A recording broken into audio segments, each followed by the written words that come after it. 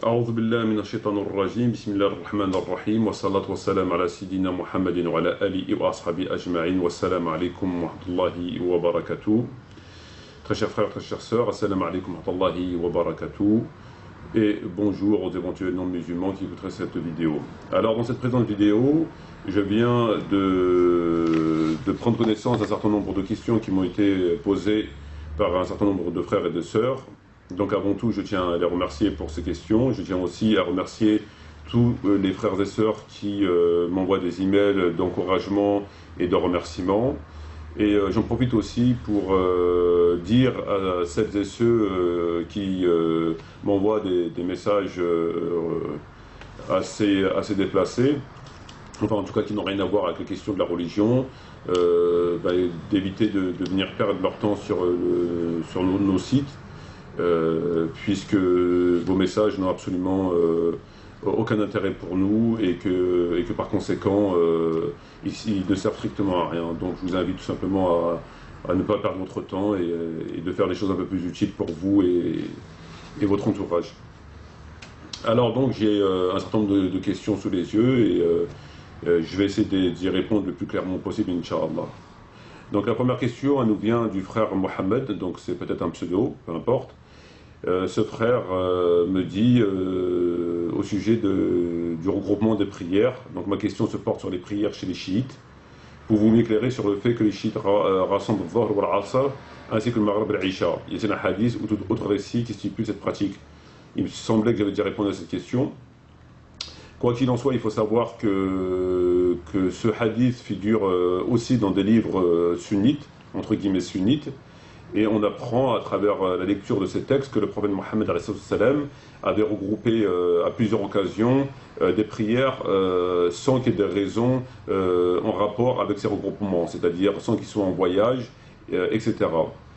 Alors donc l'origine de ces récits ne sont pas que chiites, ils sont bien aussi chez nous.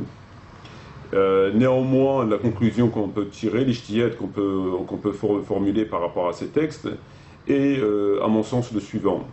Nous savons tous dans le Coran que le Coran nous invite à prier au moment précis, non pas à l'heure, comme souvent c'est traduit de façon erronée, puisqu'à l'époque du prophète Mohammed, l'heure n'existait pas, donc il ne s'agit pas de prière à l'heure, mais à son moment, donc par rapport au soleil. Nous savons que le Coran nous invite à prier chaque prière à son moment, et par conséquent, on ne peut s'autoriser de regrouper les prières comme ça sans absolument aucune raison.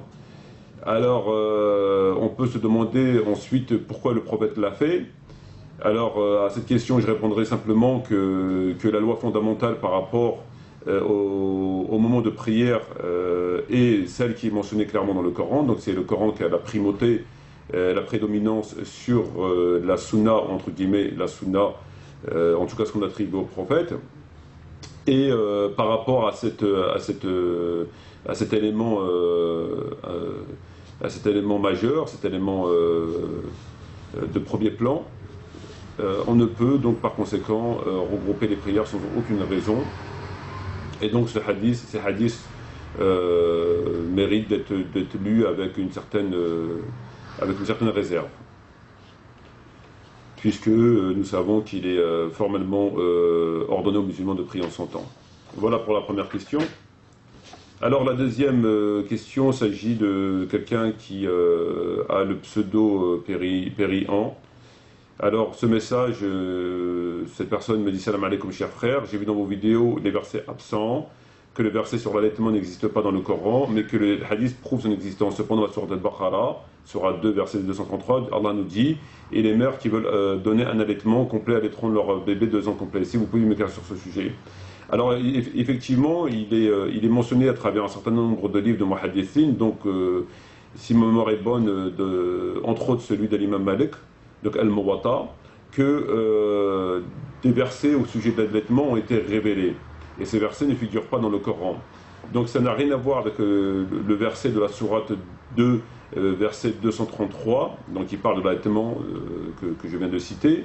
Il s'agit de 2 versets, dont le premier verset dit au sujet de 10 allaitements, il évoque la question de 10 allaitements, et si ma mémoire est bonne, Aïcha radhiyallahu anha nous dit ce verset a été abrogé par 5 allaitements. La conclusion est que ces deux versets ne figurent pas dans le Coran, ni les 10 allaitements, ni les 5 allaitements. Donc ces deux versets n'ont aucun rapport avec le verset que la personne a évoqué dans son email. Alors on ne va pas revenir maintenant sur le fond du sujet, pourquoi ces versets ne sont pas dans le Coran, etc. etc.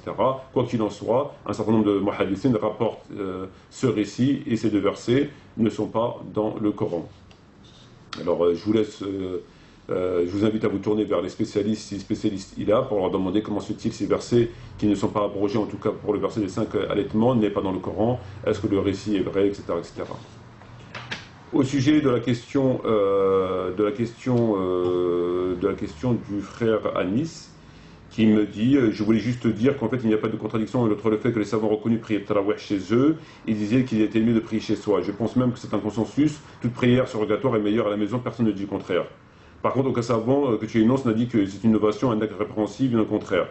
Il en est même que les prières Shfa et l'autre, etc. Bon, donc grosso modo, le frère nous dit que qu'il n'y a pas de contradiction entre le fait de prier, qu'il est mieux de prier chez soi, aucun savant n'a dit que c'était une innovation, et au même titre que Shfa et l'autre, qui sont d'avis qu'il est meilleur de prier chez soi, etc. Bon. Alors, on va encore revenir rapidement sur la question.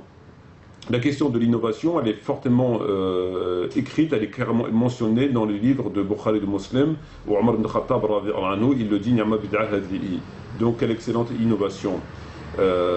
Pour corroborer ce fait dans le sens de l'innovation au sens strict du terme, et non pas au sens linguistique ou au sens philosophique ou au sens je ne sais trop quoi, il est clairement établi que le prophète Mohammed n'avait pas prié avec ses compagnons à travers les textes, en tout cas de Bukhari et de Muslim, puisque à l'analyse de ces textes, il ressort de façon évidente que les compagnons ont prié à son insu, puisqu'il est mentionné très clairement qu'ils ont imité cette prière et qu'à la fin de la prière, le prophète, dans tous les récits rapporté par Aïcha et par Zayd ibn Thabit, il est rapporté dans tous les récits que le prophète, lorsqu'ils s'en ont rendu compte, alla vers eux et leur a dit: j'ai vu ce que vous avez fait. À travers l'analyse de cette phrase, il est bien évident que lorsqu'un imam ou un frère ou une sœur prie avec une personne et qu'elle sait qu'elle prie avec cette personne, avec elle, elle ne dit pas: j'ai vu ce que tu as fait. Ça n'a pas de sens, ou elle ne va pas vers elle.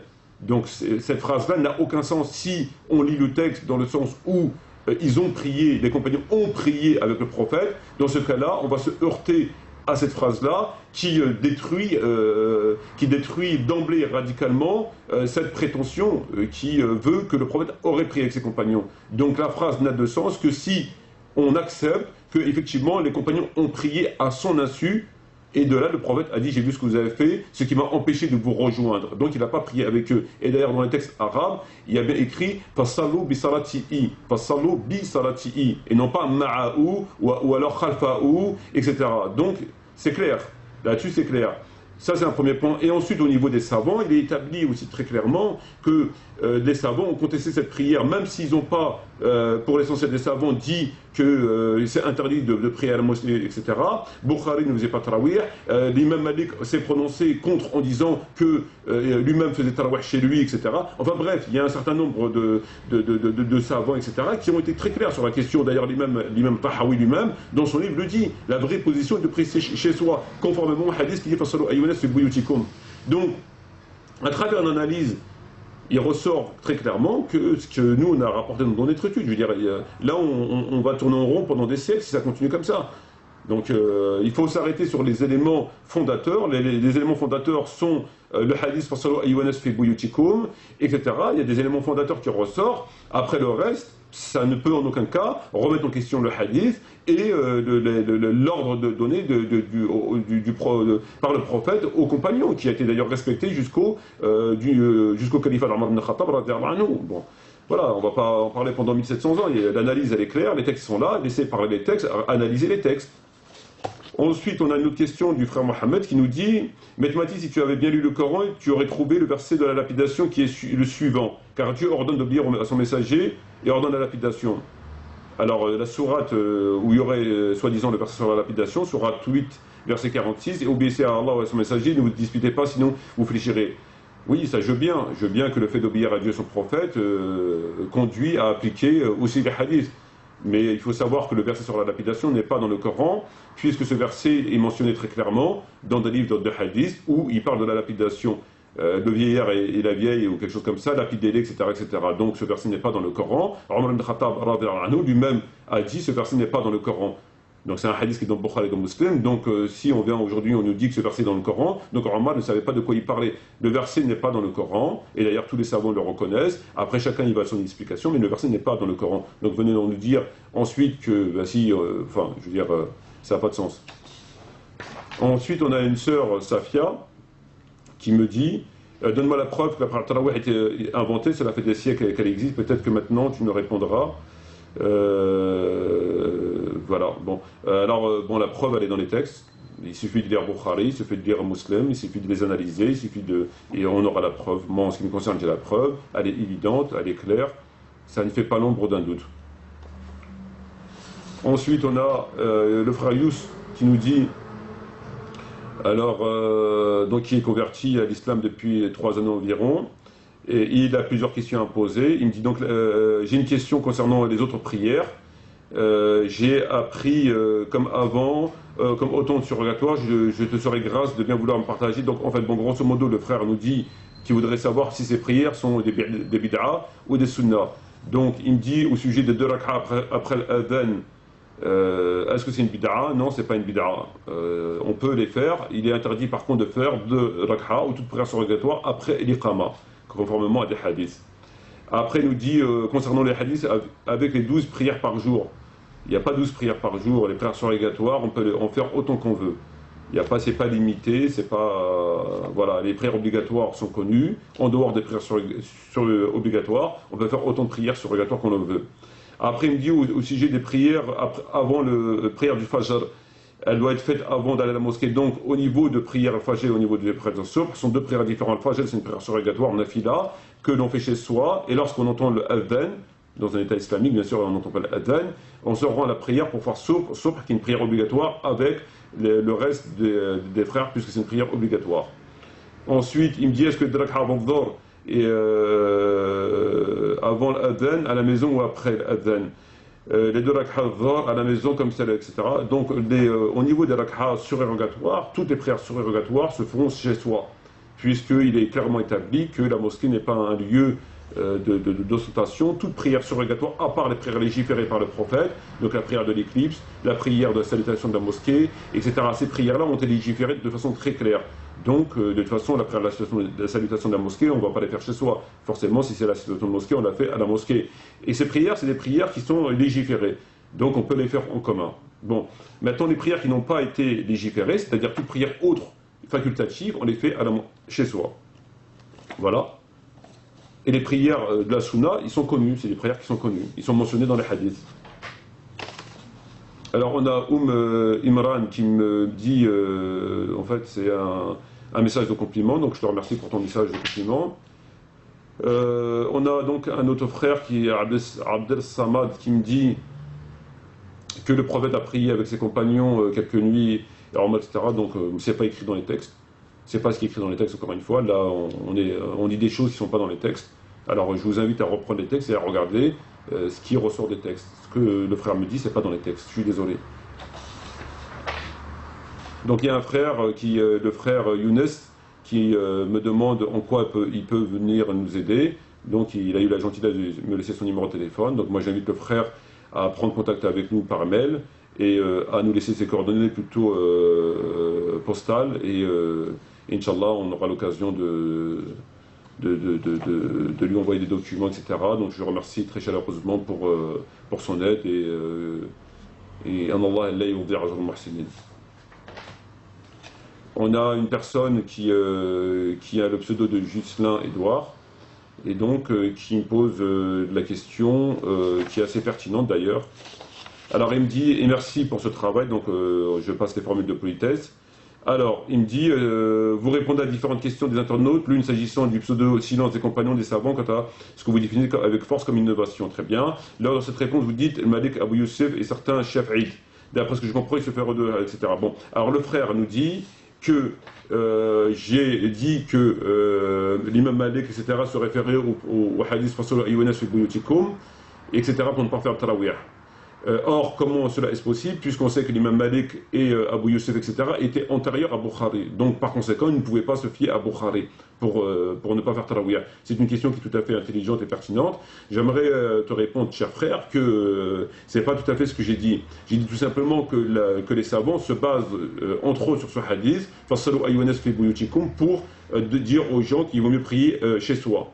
En ce qui concerne l'imam Malik, l'imam Shafi'i qui sont antérieurs à Bukhari, il faut savoir qu'il n'y a pas que Bukhari qui rapporte ce hadith, et compte tenu de la science très importante qu'avaient ces grands savants, ils se sont référés à ce hadith, mais rapporté par d'autres rapporteurs, etc. Donc en fait, ça revient exactement à la même chose, sauf qu'au lieu de se référer à Bukhari et Muslim, ils en ont conclu que conformément au texte qu'ils avaient et à l'étude, etc., on ne va pas leur apprendre la science, il était préférable de prier chez soi, et c'est pourquoi ils se sont prononcés dans ce sens-là. Voilà. Donc en fait, c'est juste une question de référence par rapport, non pas au livre, mais au texte. Alors, et enfin le dernier message d'une personne qui a le pseudo de GAC60 qui me dit qu'il me demande si moi j'ai un compte Mamar Metmati, etc.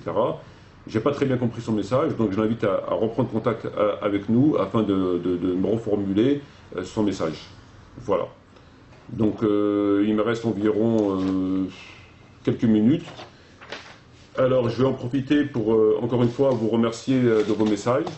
Je vous invite une fois de plus à lire, à vous référer au texte, à ne pas être manipulable, puisque malheureusement la manipulation peut venir de n'importe qui, et cela me concerne aussi, bien évidemment. Donc je crois que personne ne peut revenir sur le fait qu'on doit se référer au texte et ensuite à l'explication des textes. Donc je vous invite à vous référer avant tout au texte et ensuite à l'explication des textes. Si vous constatez que l'explication ne colle pas au texte, dans ces cas-là, posez des questions et faites vos recherches. Car il y a souvent, on peut voir dans des questions de Tarawih, ils font des vidéos, ils font des textes en réaffirmant que le prophète a prié avec ses compagnons, etc., etc. Or, dans les textes, ce n'est pas ce qui est écrit. C'est-à-dire qu'ils font des commentaires qui n'ont rien à voir avec la réalité. C'est quand même assez navrant. Ils font des commentaires, ils sont déconnectés des textes. Donc c'est bien beau de faire des commentaires, mais il faut rester fidèle au texte. Donc c'est pour ça que ne vous fiez pas aux commentaires. Lorsqu'on vous fait un commentaire, allez vers le texte et analysez le texte pour voir si le commentaire est fidèle au texte. Au même titre que dans le tafsir du Coran, etc. Il faut que le texte soit fidèle il faut que le commentaire soit fidèle au texte. Et dans le cas des Tarawih, qui vraisemblablement semble déranger beaucoup de gens, puisque voilà, on nous fait des commentaires qui sont déconnectés par rapport au texte. Voilà. Donc ne soyez pas induits en erreur par rapport aux commentaires. Revenez toujours au texte. C'est le texte qui décide. Avant les hommes, il y a les textes. Et tous les hommes, tous les savants confondus, se tournaient vers les textes pour apprendre la religion et pour l'expliquer. Tous. Personne ne sait, à part les compagnons qui se sont tournés vers le prophète, mais depuis la mort du prophète, tous les gens sont tournés vers les textes. Tous les savants se tournent vers les textes. Ils n'ont pas d'exemple vivant. Je veux dire, c'est les savants qui sont venus 2-3 siècles après le prophète Bukhari se tournaient vers les textes. Il n'avait pas d'exemple vivant. Donc tous ceux qui sont venus après Bukhari et un peu avant Bukhari sont tournés vers les textes. Voilà. Sur ce, je vous remercie de votre attention. Je vous dis salam alaikum wa rahmatullahi wa barakatuh wa shukran jazilan. Sahafturkum et à bientôt, Inch'Allah.